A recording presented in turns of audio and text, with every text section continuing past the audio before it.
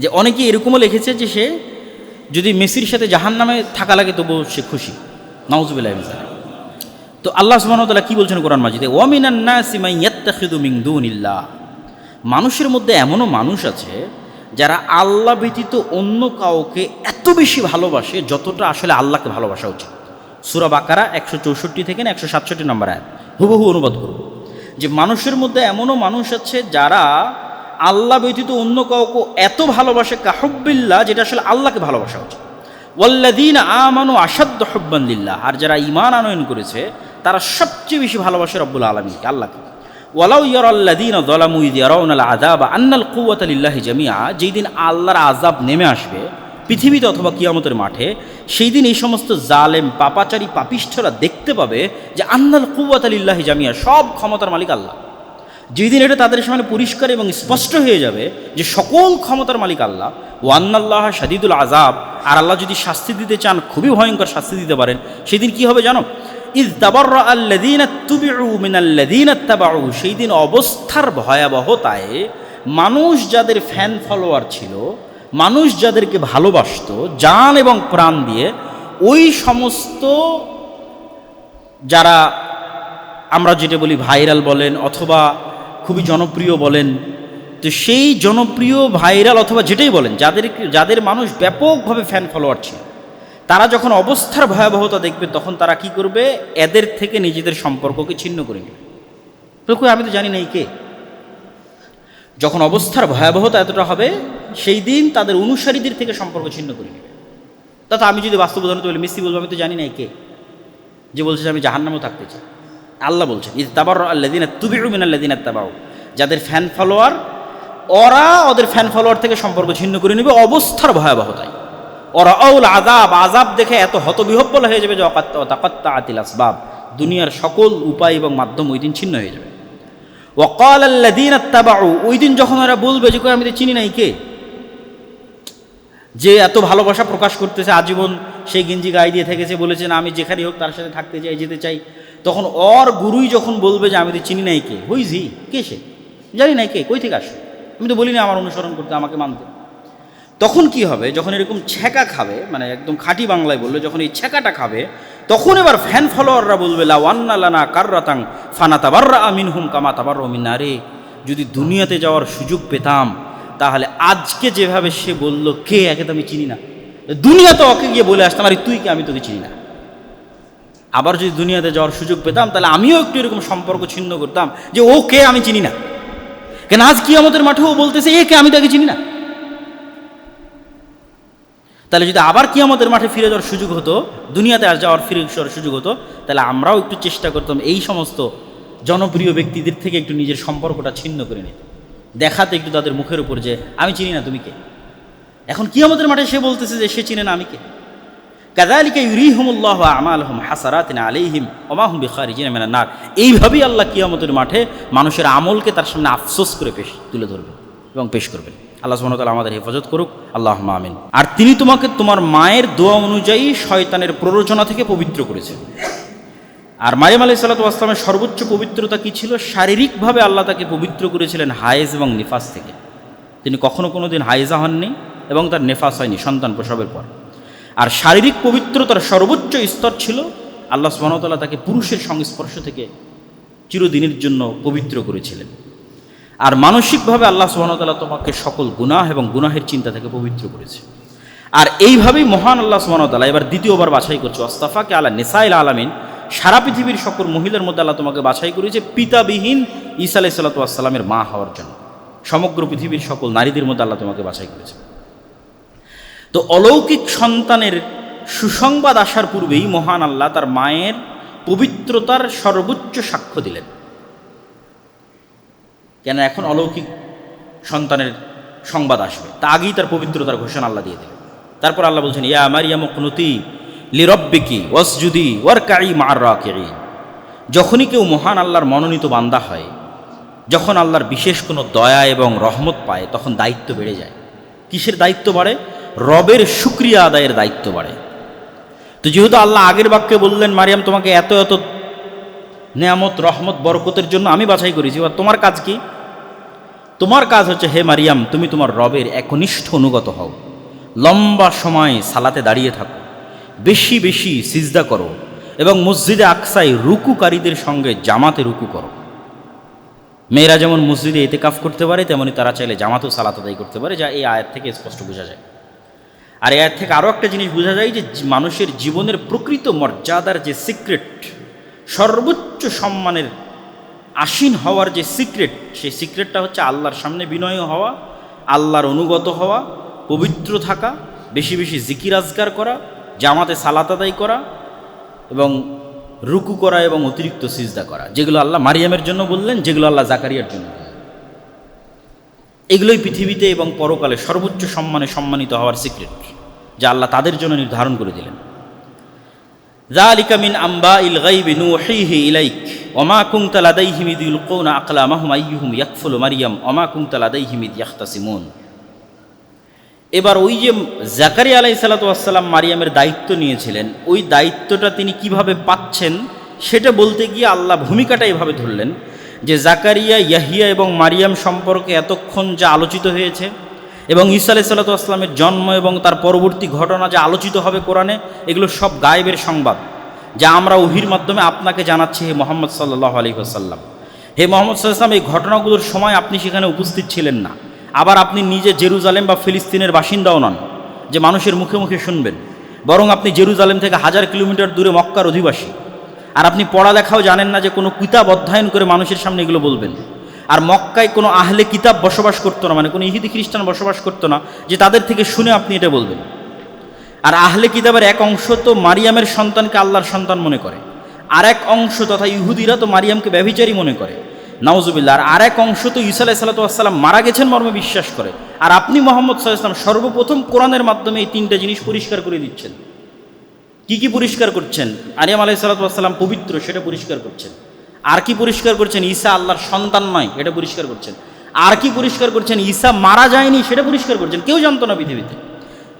এগুলো সব আমি আপনাকে আল্লাহ সুবহানাহু ওয়া তাআলা ওহির মাধ্যমে জানিয়ে দিচ্ছে, এটা রাসূল সাল্লাল্লাহু আলাইহি ওয়াসাল্লামের সত্য ওহির হওয়ার প্রমাণ বহন করে। তো এইরকম একটা ছোট্ট ঘটনা এবার আমি আপনাকে জানাই, এই প্রেক্ষাপটে আল্লাহ বলতেছেন সেই ঘটনা কি, কিভাবে মারিয়ামের দায়িত্ব পেলেন জাকারিয়া। যখন মারিয়ামের জন্ম হয় তখন তার দায়িত্ব কে নিবে তা নিয়ে বিতর্ক তৈরি হয়। মসজিদে আকসায় ইবাদতকারী আল্লাহর প্রিয় বান্দারা সবাই চায় মারিয়ামের দায়িত্ব নেওয়ার জন্য, যেহেতু তার পিতা ছিল না, এটাকে তারা কল্যাণকর এবং নেকির কাজ মনে করছিল। তো যখন তারা সবাই দায়িত্ব নিতে চাইল, তখন তারা সিদ্ধান্ত নিল যে আমরা লটারি করব এবং লটারির মাধ্যমে নির্ধারিত হবে কে মারিয়ামের দায়িত্ব নেবে। এবং লটারির ধরন ছিল সবাই কলম পানিতে নিক্ষেপ করবে, নদীতে অথবা এমনি পানিতে। যদি স্রোতস্বিনী নদীতে নিক্ষেপ করে তাহলে কলম স্রোতের বিপরীতে যাবে, আর যদি স্বাভাবিক পানিতে নিক্ষেপ করে সব কলম ডুবে যাবে, যার কলম ভেসে থাকবে সে মারিয়ামের দায়িত্ব পালন করবে।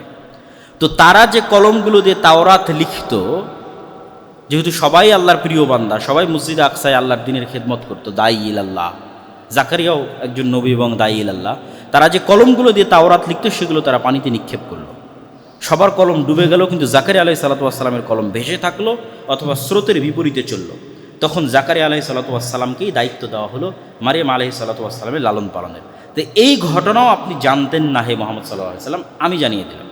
আর জানার কোনো পরিবেশ আপনার কাছে নাই, কেন আপনার বাড়ি জেরুজালেমে নয়, আপনি পড়া জানেন না, মক্কায় কোনো ইহুদি খ্রিস্টান বসবাস করে না। ইয ক্বালাতিল মালাইকাতু ইয়া মারিয়াম ইন্নাল্লাহা ইউবাশশিরুকি বিকালিমাতিন মিনহু ইসমুহুল মাসীহু ঈসা ইবনু মারিয়াম ওয়াজিহান ফিদ দুনিয়া ওয়াল আখিরাহ ওয়া মিনাল মুকাররাবিন। এবার এতক্ষণ যাবৎ মূল ঘটনা বলার জন্য যে ভূমিকা আল্লাহ প্রস্তুত করলেন, সেই সবচেয়ে ভয়ঙ্কর ব্যতিক্রম ঘটনা বলার সময় চলে এসেছে। মারিয়ামকে মায়ের মানতের মাধ্যমে কবুল করা হয়ে গেছে, অসময়ে মারিয়ামের কাছে খাবার প্রদান করা হয়েছে, অতিরিক্ত জিকিরের মাধ্যমে স্বামীর বার্ধক্য থাকার পরেও এবং স্ত্রীর বন্ধ্যা হওয়ার পরেও তাদের গর্ভে সন্তানের জন্ম হয়েছে, জাকারিয়ার গর্ভে। মারিয়ামের পবিত্রতার ঘোষণা হয়েছে, তাকে বেশি বেশি ইবাদতের আদেশ দেওয়া হয়েছে, জাকারিয়াকে বেশি বেশি জিকিরের আদেশ দেওয়া হয়েছে। এখন মূল যে ঘটনা, সেই ঘটনার প্রেক্ষাপট প্রস্তুত। এবার ফেরেশতারা মারিয়ামকে বলছেন, ইয়া মারিয়াম ইন্নাল্লাহা ইউবাশশিরুকি বিকালিমাতিন মিনহু, আল্লাহ তোমাকে সুসংবাদ দিচ্ছেন আল্লাহর একটা কালেমার, ইসমুহুল মাসীহু ঈসা ইবনু মারিয়াম, আল্লাহর সেই কালেমা হচ্ছে ঈসা ইবনু মারিয়াম, ওয়াজিহান ফিদ দুনিয়া, যে দুনিয়াতে এবং পরকালে সম্মানিত হবে, অমিনাল মুকাররাবিন, এবং আল্লাহর নৈকট্যপ্রাপ্ত বান্দাদের অন্তর্ভুক্ত হবেন। তো সেই কালেমা কি? কালেমা হচ্ছে কুন ফায়াকুন, ইদা কাদা আমরাং ফাইন্নামা ইয়াকুলু লাহু কুন ফায়াকুন। এবং এটা আল্লাহ নিজেই কোরআনে ব্যাখ্যা করে দিবেন যে এই কালেমা হচ্ছে কুন, যে আল্লাহ সুবহানাহু ওয়া তাআলা ঈসা আলাইহিস সালাতু ওয়াস সালামকে সৃষ্টি করেছেন ঠিক যেভাবে আদম আলাইহিস সালাতু ওয়াস সালামকে সৃষ্টি করেছেন, কুন শব্দের মাধ্যমে। আর ঈসা আলাইহিস সালাতু ওয়াস সালাম যে আল্লাহর সন্তান নন তা এই আয়াতের মধ্যে আল্লাহ স্পষ্ট করে দিলেন কিভাবে? ঈসা ইবনু মারিয়াম, মারিয়ামের সন্তান ঈসা। তার নাম হচ্ছে ঈসা ইবনু মারিয়াম, মারিয়ামের সন্তান ঈসা, এক বাক্যে স্পষ্ট। তার আরেকটা নাম কি? আল মাসিহ, তাকে উপাধি দেওয়া হলো মাসিহ। এই মাসিহ উপাধির ঈসা শব্দের অর্থ নেতা হওয়া, এটা হিব্রু ইয়াসুর থেকে আরবিতে ঈসায় পরিণত করা হয়েছে। আর মাসিহ শব্দের অর্থ নিয়ে মুফাসসিরিন কিরামের মধ্যে অনেক ব্যাখ্যা আছে। কেউ বলেছে যে আল্লাহ তাকে যেই মোজেজাগুলো দিয়েছিলেন, যেটা আল্লাহ নিজেই সামনে বলবেন, এগুলো গায়ে হাত লাগানোর মাধ্যমে করতে হতো। প্রত্যেকটা মোজেজার বহিঃপ্রকাশ হাতের স্পর্শের মাধ্যমে হতো। তো হাতের স্পর্শের মাধ্যমে যেহেতু হতো, তো এটার থেকে মাসাহা ইয়ামসাহু, স্পর্শ করা, স্পর্শকারী অথবা স্পর্শকৃত অথবা মুছে দেওয়া, সেক্ষেত্রে পৃথিবী থেকে সকল বাতিলকে মুছে দেওয়া অর্থ ব্যবহৃত ধরেছে অনেকেই, যেটা কিয়ামতের পূর্ব মুহূর্তে তিনি করবেন। ওয়া ইউকাল্লিমুন নাসা ফিল মাহদি ওয়া কাহলা ওয়া মিনাস সালিহিন, তিনি মানুষের সাথে যখন তোমার কোলে থাকবে তখনও কথা বলবে, তোমার পবিত্রতার সাক্ষ্য দিয়ে, আর যখন বার্ধক্য বয়সে পৌঁছে যাবে তখনও কথা বলবে। তো বার্ধক্য বয়সে পৌঁছার আগেই তো তিনি পৃথিবী থেকে বিদায় নিয়েছেন, এটা যখন তিনি দ্বিতীয়বার ফেরত আসবেন তখন কথা বলবেন। অমিনাস সালিহিন, আর সে তার পূর্বে চলে যাওয়া ইব্রাহিম, ইসহাক, ইসমাইল, মুসা, দাউদ, সুলাইমানের মতো আল্লাহর নেককার বান্দাদের অন্তর্ভুক্ত হবে। সুসংবাদ যত বড়ই হোক, এই সুসংবাদ দেওয়া হচ্ছে একজন কুমারী মেয়েকে। বাহ্যিক দৃষ্টিতে তার কাছে এটা মাথায় আকাশ ভেঙে পড়ার মতো। তাই এত বড় সুসংবাদ পেয়েও, অনেক বড় সুসংবাদ, আল্লাহ অনেক কিছু বললেন, তোমাকে একজন সন্তান দিচ্ছি, ঈসা, সে এই অনেক কিছু হবে, কিন্তু বলা তো হচ্ছে একজন কুমারী মেয়েকে। তো এটা সুসংবাদের চেয়ে তার মাথায় তো আকাশ ভেঙে পড়ার মতো। তখন তিনি বিস্ময়ের সাথে বললেন, ক্বালাত রাব্বি আন্না ইয়াকুনু লি ওয়ালাদ, হে আল্লাহ, কীভাবে আমার সন্তান হতে পারে? ওয়ালাম ইয়ামসাসনি বাশার, আমাকে এখন পর্যন্ত কোনো পুরুষ স্পর্শ করেনি। ক্বালা কাযালিকা আল্লাহু ইয়াখলুকু মা ইয়াশা, আল্লাহ এভাবেই যা ইচ্ছা তাই সৃষ্টি করতে পারেন। এবং আল্লাহ সুবহানাহু তাআলা পৃথিবীতে আরও অসংখ্য প্রাণীর মধ্যে পুরুষের সংস্পর্শ ছাড়া সৃষ্টির উদাহরণ রেখে দিয়েছেন। যেমন বর্তমান বিজ্ঞান প্রমাণ করে যে সাপ, টিকটিকি, হাঙ্গর, মাছ এবং বিভিন্ন পোকামাকড়ের অনেক প্রজাতি আছে, এবং উদ্ভিদ জগতেরও এমনও গাছপালা আছে যেগুলো পুরুষের সংস্পর্শ ছাড়াই, পরাগায়ন ছাড়াই নতুন গাছ, নতুন সাপ, নতুন টিকটিকি তাদের জন্ম হয়ে যেতে পারে। এই বিজ্ঞান দ্বারা প্রমাণিত। তো মহান আল্লাহ সুবহানাহু ওয়া তাআলা ইয়াহইয়া আলাইহিস সালামের জন্মের ঘটনায় যেই বাক্য ব্যবহার করেছেন, সেই বাক্যের থেকে একটু পরিবর্তন করে এখানে ব্যবহার করলেন। জাকারিয়া অভিযোগ করল, আল্লাহ কেমনে সন্তান হবে? আল্লাহ বললেন, আল্লাহ যা ইচ্ছা তাই করতে পারে। আর এখানে বললেন, আল্লাহ যা ইচ্ছা তাই সৃষ্টি করতে পারে। কেননা এই সৃষ্টিটা একদম নতুন সৃষ্টি। জাকারিয়ার ক্ষেত্রে তো আইন লঙ্ঘন করা হয়নি, স্বামী স্ত্রীর মাধ্যমেই সন্তানের জন্ম হয়েছে, যতই বার্ধক্য হয়। ফলত এটা সম্পূর্ণ নতুন সৃষ্টি নয়। আল্লাহ ওখানে বলে যে আমি যা ইচ্ছা তাই করতে পারি, এখানে বলে যে আমি সম্পূর্ণ নতুন সৃষ্টি, যেমন আদমকে নতুন সৃষ্টি করেছি, সম্পূর্ণ কুন কালেমার মাধ্যমে, হও এই কালেমার মাধ্যমে। ইদা কদা আমরাং ফাইন্নামা ইয়াকুলু লাহু কুন ফায়াকুন। এবার আল্লাহ নিজেই বলে দিচ্ছেন ওই কালেমাটা কি।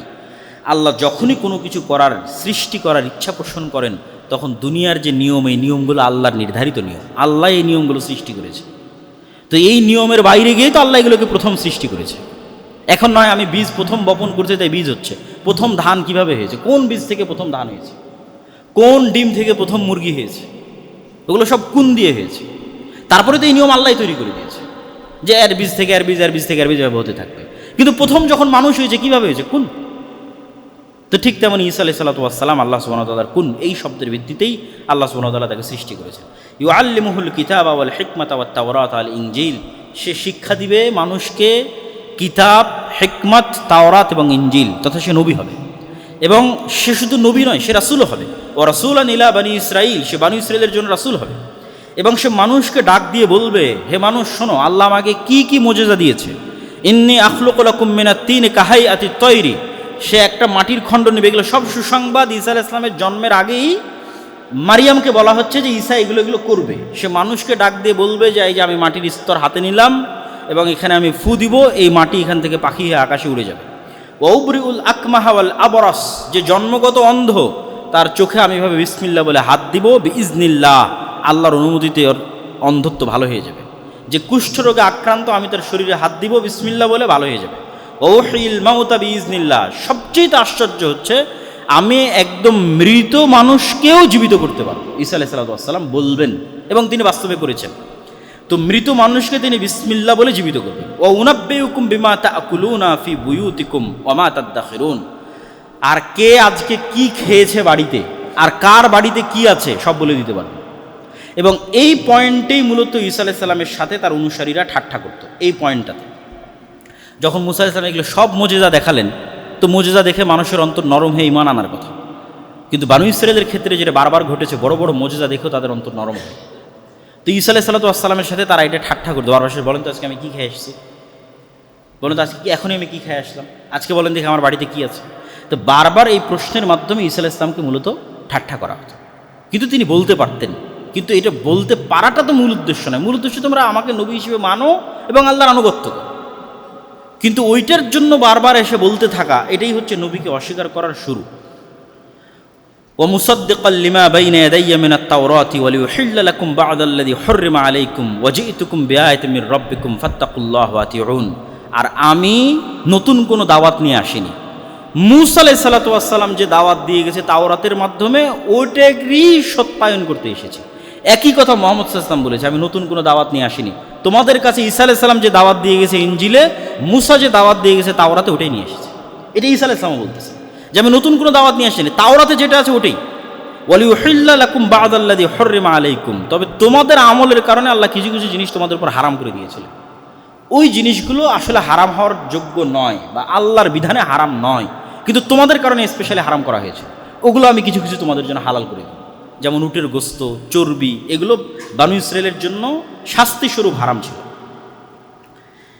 ইন্না রব্বি ওয়া রাব্বুকুম ফা'বুদু হাদা সিরাতুম মুস্তাকিম, এটাও ঈসা আলাইহিস সালামের কথা। আমি আর তোমরা তোমাদের সবার প্রতিপালক আল্লাহ, অতএব ইবাদত হবে আল্লাহর।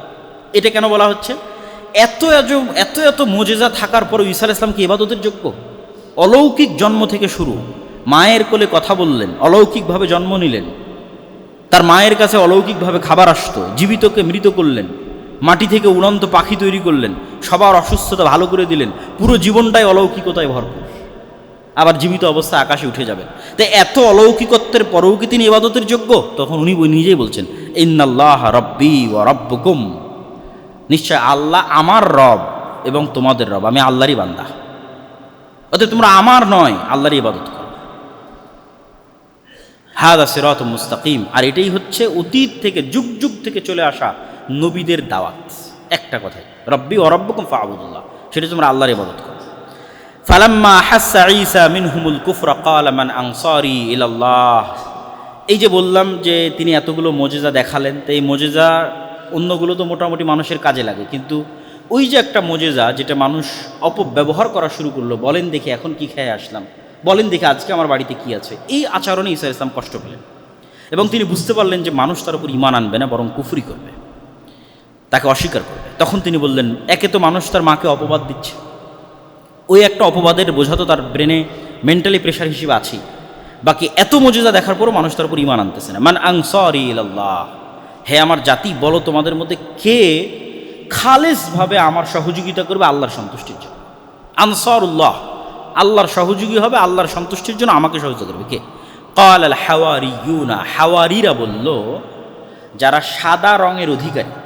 তো শাব্দিক অর্থ হচ্ছে সাদা রঙের অধিকারী। কি সাদা রং? মুফাসসিরিন ইকরাম লিখেছেন তারা সাদা জামা পরতো এই কারণে, কেউ লিখেছেন তারা ধোপা ছিল, কাপড়কে ময়লা থেকে সাদা করতো এই কারণে, কেউ লিখেছেন তাদের অন্তর সাদা ধবধবে ছিল, পরিষ্কার, নিষ্কলুষ হৃদয়, পবিত্র হৃদয়। তো 12 জন হাওয়ারি বলল, নাহনু আনসারুল্লাহ, আমরা আল্লাহর সন্তুষ্টির জন্য আপনার এই দিনের দাওয়াত কবুল করলাম, আপনার উপর ঈমান আনলাম। ওয়াশহাদ বিআন্না মুসলিমুন, যদিও প্রথম ঈমান এনেছে জাকারিয়া আলাইহিস সালাতু ওয়াস সালাম, প্রথম ঈমান এনেছে ইয়াহইয়া আলাইহিস সালাতু ওয়াস সালাম, এবং ইয়াহইয়া এবং ঈসা আলাইহিস সালাতু ওয়াস সালাম তারা একই সাথেই তৎকালীন পৃথিবীতে দাওয়াতি কাজ করতেন, 2-3-4 বছরের ছোট বড়। ইয়াহইয়া আলাইহিস সালাতু ওয়াস সালাম 3-4 বছরের বড়, আর ঈসা আলাইহিস সালাতু ওয়াস সালাম 3-4 বছরের ছোট। ওয়ামাকারু ওয়ামাকারাল্লাহ ওয়াল্লাহু খায়রুল মাকিরিন। ইহুদিরাও ষড়যন্ত্র করলো আর আল্লাহও তাদের বিরুদ্ধে পাল্টা ষড়যন্ত্র করলেন। আর আল্লাহর যদি পাল্টা ষড়যন্ত্র করেন সেটাকে আর কেউ বাধা দিতে পারে না। তো কি হলো এই আয়াতের ব্যাখ্যা কি, এই ধারাবাহিকতায় আয়াত কেন আসলো? তো ঈসা আলাইহিস সালাতু ওয়াস সালাম এবং হাওয়ারিরা মিলে এবং ইয়াহইয়া আলাইহিস সালাতু ওয়াস সালাম মিলে জেরুজালেম, ফিলিস্তিন এবং সিরিয়ার মাটিতে যে তাওহীদের দাওয়াত দেওয়া শুরু করলেন, আর উনি যে সবসময় মোজেজাগুলো দেখাতেন, ধীরে ধীরে এই 12 জন দিয়ে শুরু, ইয়াহইয়া দিয়ে শুরু, ধীরে ধীরে তার অনুসারীর সংখ্যা বাড়তেই লাগলো। এবং যখন তার অনুসারীর সংখ্যা বাড়তে লাগলো তখন ভণ্ড ইহুদি ধর্মীয় নেতা যারা ছিল তাদের মুখোশ উন্মোচিত হতে লাগলো। হিংসার বশবর্তী হয়ে ইহুদিরা তো আগে থেকে তার মায়ের নামে মিথ্যা অপবাদ রটাতো, তারা তার সাথেও শত্রুতার সর্বোচ্চ শিখরে পৌঁছে গেল। এবং কোনো কিছুতেই যখন ঈসা আলাইহিস সালামের দাওয়াত থামানো সম্ভব হচ্ছিল না, তখন রোমান শাসকের সহযোগিতা নিয়ে ঈসা আলাইহিস সালামকে এবং ইয়াহইয়া আলাইহিস সালামকে দুইজনকে হত্যার ষড়যন্ত্র করা হয়। এবং ইতিহাস বলে যে তিনজনকেই, মানে ইহুদি খ্রিস্টানদের দাবি অনুযায়ী তিনজনকে হত্যা করা হয়েছে। জাকারিয়াকেও হত্যা করা হয়েছে, ইয়াহইয়াকেও হত্যা করা হয়েছে, ঈসা আলাইহিস সালামকে হত্যা করা হয়েছে।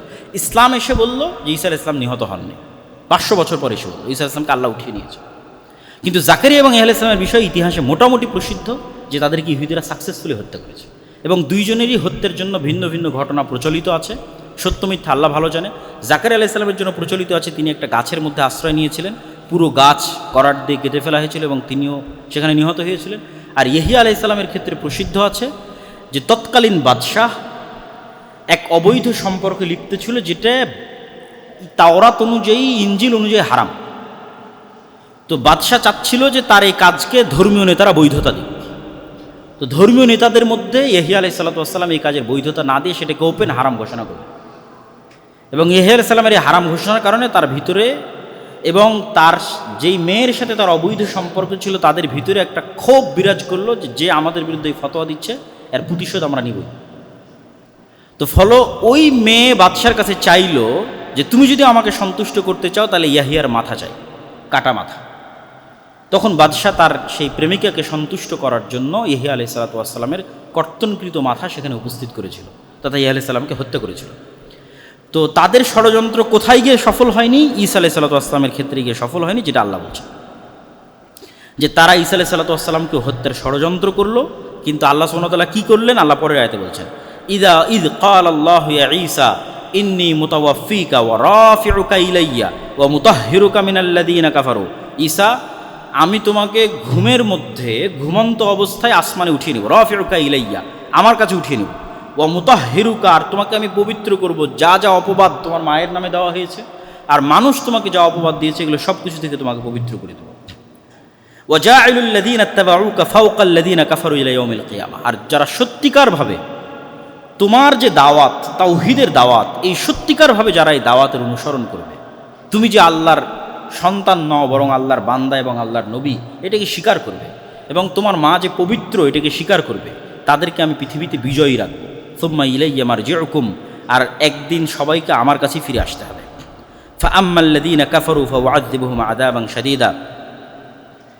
আচ্ছা, এরপরের 2-3 আয়াত গ্যাপ দিয়ে আল্লাহ সুবহানাহু ওয়া তাআলা বলছেন, ইন্না মাসালা ঈসা ইনদাল্লাহ কামাসালি আদম খালাকাহু মিন তুরাবিন সুম্মা ক্বালা লাহু কুন ফায়াকুন। যে কথা আমি আগে বলে এসেছি ওই কথাই আল্লাহ সুবহানাহু ওয়া তাআলা এখানে আরও স্পষ্ট করে বললেন যে দেখো, তোমাদের কাছে ঈসার সৃষ্টি অনেক আশ্চর্যের মতো মনে হতে পারে, কিন্তু ইন্না মাসালা ঈসা ইনদাল্লাহ, আল্লাহর নিকটে ঈসার সৃষ্টি তো আদমের সৃষ্টির চেয়ে বেশি কিছু নয়।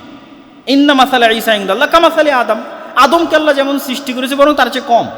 আদমকে তো বাপ মা ছাড়াই সৃষ্টি করেছে, আর ঈসাকে তো অন্তত মা ছিল, তো তার চেয়ে কম। খালাকাহু মিন তুরাব, আদমকে সরাসরি মাটি থেকে সৃষ্টি করেছে, কোনো বাপ নাই মা নাই কিচ্ছু নেই। কী দিয়ে সৃষ্টি হয়েছে? কুন ফায়াকুন, হাও হয়ে যাও, এটা দিয়ে সৃষ্টি করেছে। তাহলে তোমাদের কাছে আশ্চর্য মনে হতে পারে, কিন্তু আল্লাহ সুবহানাহু ওয়া তাআলার কাছে আশ্চর্য নয়। আর এটাই আল হাক্কু মির রাব্বিকা ফালা তাকুম মিনাল মুমতারিন। আর এই যে আমি বলছি যে ঈসা আল্লাহর সন্তান নন, বরং ঈসা আলাইহিস সালাতু ওয়াস সালাম ওই রকমই যেমন আল্লাহ আদমকে সৃষ্টি করেছেন, এটাই সত্য। এটা নিয়ে যেন হে মুহাম্মদ সাল্লাল্লাহু আলাইহি ওয়াসাল্লাম আপনার অন্তরেও সন্দেহ না থাকে, এটা সরাসরি মুহাম্মদ সাল্লাল্লাহু আলাইহি ওয়াসাল্লামকে বলা হচ্ছে। আর যদি মানুষ আপনার সাথে এটা নিয়ে বেশি তর্ক বিতর্ক করে, খ্রিস্টানরা পরের আয়াতে, ফামান হাজ্জাকা ফীহি মিন বাদি মা জাআকা মিনাল ইলম, এই সত্য কথা বলে দেওয়ার পরেও যদি খ্রিস্টানরা আপনার সাথে বেশি তর্ক বিতর্ক করে, এই আয়াত তখন অবতীর্ণ হচ্ছিল যখন নাজরান থেকে একদল খ্রিস্টান আসছিল এবং তারা ঈসা আলাইহিস সালামের জন্ম সম্পর্কে এবং ঈসা আলাইহিস সালাম সম্পর্কে ইসলামের আকীদা কি সেটা জানতে চায়। তো যদি এরপরও বেশি তর্ক বিতর্ক করে তাহলে আপনি ওপেন চ্যালেঞ্জে চলে যান। চ্যালেঞ্জ কীভাবে দিবেন? না দো আবনা আনা আবনা কুম, এই খ্রিস্টানরা আসো, তোমাদের ছেলে মেয়ে, তোমাদের বাড়ির স্ত্রী পুত্র সব, অনিসা আনা অনিসা কুম, আমাদের ছেলে মেয়ে আর আমাদের বাড়ির স্ত্রী পুত্র সব, কোথায় যাব? আমরা খোলা মাঠে যাব। সুম্মা নাবদাহিল ফানাজা আল্লাহ আনাতাল্লাহ আলাল কাদিবিন, তারপর আমরা মোবাহালা করবো যে কে সত্য, ঈসা আল্লাহর সন্তান না ঈসা আল্লাহর বান্দা। আমি মুহাম্মদ বলছি ঈসা আল্লাহর বান্দা, যেমন আদমকে সৃষ্টি করেছি ঈসা আলাইহিস সালাম। আর তোমরা যদি বলো ঈসা আল্লাহর সন্তান, তাহলে চলো আল্লাহর অভিশাপ মিথ্যুকদের উপর বর্ষিত। তো আল্লাহ সুবহানাহু ওয়া তাআলা বলতে বলতে বলতে বলতে এই সর্বোচ্চ যে চ্যালেঞ্জ সেটাও জানিয়ে দিলেন মুহাম্মদ সাল্লাল্লাহু আলাইহি ওয়াসাল্লামের মাধ্যমে। এবার এই আয়াত যখন আল্লাহ অবতীর্ণ করলেন, তখন নাজরানের প্রতিনিধি দল নবম হিজরিতে মুহাম্মদ সাল্লাল্লাহু আলাইহি ওয়াসাল্লামের কাছে মদিনাতেই আছে। মুহাম্মদ সাল্লাল্লাহু আলাইহি ওয়াসাল্লাম আলীকে বললেন, ফাতেমাকে বললেন, আর যারা ছিল সবাইকে বললেন চলো বের হয়ে, আল্লাহ আদেশ দিয়েছে মোবাহালার জন্য। এবং তাদেরকেও বললেন যে চলো তোমরাও তোমাদের ছেলে মেয়ে স্ত্রী পুত্র নিয়ে চলো আমরা মোবাহালা করি। তখন নাজরানিরা নাজরানি খ্রিস্টানরা পরস্পর পরামর্শ করলো যে পৃথিবীতে যদি সত্য নবীর বিরুদ্ধে দাঁড়ানো হয় এবং সত্য নবীর দোয়া অভিশাপ হিসেবে যদি ফিরে আসে, তাহলে ওই জাতির ধ্বংস ছাড়ার কোনো রাস্তা নেই। তো যদি মোহাম্মদ সত্য নবী হয়, আর যদি মোহাম্মদের দোয়া রব্বুল আলমিনের কাছে সত্য হিসেবে আমাদের উপর অভিশাপ হিসেবে ফিরে আসে, তাহলে আমাদের ধ্বংস ছাড়া কোনো রাস্তা নেই, অতএব মোবাহালা করার দরকার নেই। তখন তারা আর মোহাম্মদ সাল্লাল্লাহু আলাইহি ওয়াসাল্লামের সাথে মোবাহালায় অংশগ্রহণ করেন। ইন্না হাযা লাহুল কাসাসুল হক ওয়া মা মিন ইলাহিন ইল্লাল্লাহ ওয়া ইন্নাল্লাহা লাহুল আজিজুল হাকিম। আর এতক্ষণ যে কিসসা আমরা বললাম এগুলো সত্য ঘটনা, আল্লাহ সুবহানাহু ওয়া তাআলা ব্যতীত কোনো ইলাহ নেই, আর তিনি আজিজ পরাক্রমশালী, যা ইচ্ছা তাই করতে পারেন, আর হাকিম তিনি প্রজ্ঞাময়, কখন কোনটা কিভাবে করতে হবে খুব ভালোভাবে জানেন। তো আমাদের সময় সংক্ষিপ্ত, এই জন্য আমরা সূরা মারিয়ামের যে অংশটুকু বাকি থাকলো মারিয়াম আলাইহিস সালাম সম্পর্কে সেটা বলতে পারলাম না। তবে একটা কথা না বললেই, আজকের বক্তব্যের মধ্যে একটা কথা প্রাসঙ্গিক, যেটা না বললেই নয়, সেটা বলে শেষ করব। এই পুরো ঘটনা থেকে আমরা কি শিখলাম? এই পুরো ঘটনা থেকে আমরা ইয়াহইয়া আলাইহিস সালামের জন্ম, জাকারিয়া আলাইহিস সালামের, তারপরে হচ্ছে মারিয়ামের জন্ম, তারপর আলাইহিস সালামের সন্তান ঈসা আলাইহিস সালামের জন্ম, সবগুলো থেকে যেটা শেখা গেল সেটা হচ্ছে মানুষের সম্মান এবং মর্যাদা, জিকির আজকার, সকাল সন্ধ্যার তাসবিহ, সালাত, এবং ওই সূরা মারিয়াম যদি তেলাওয়াত করতাম ওখানেও দেখতেন যে ঈসা আলাইহিস সালাম কী বলছেন। এবং আল্লাহর নবীর একটা হাদিস আছে যে একদিন জাকারিয়া এবং ইয়াহইয়া আলাইহিস সালাম মসজিদে আকসায় সব বানু ইসরায়েলকে ডাক দিয়ে বললেন তোমাদের জন্য 5টা উপদেশ, এবং ওখানেও সালাত এবং জিকির আজকারের কথা আছে এবং জাকাতের কথা আছে। এগুলো বিস্তারিত আজকে বলতে পারলাম না, তবে একটা জরুরি কথা যেটা বলতেই হবে, যে এই যে চলমান যে বিশ্বকাপ, এবং এই বিশ্বকাপে মানুষের বিভিন্ন প্লেয়ারের প্রতি যে ভালোবাসা, এটা নিয়ে চিন্তা করতেছিলাম, যেহেতু এটা নিয়ে ইদানিং অনেক আলোচনা সমালোচনা হচ্ছে। এটার উপর 3-4টা আয়াত সূরা বাকারা থেকে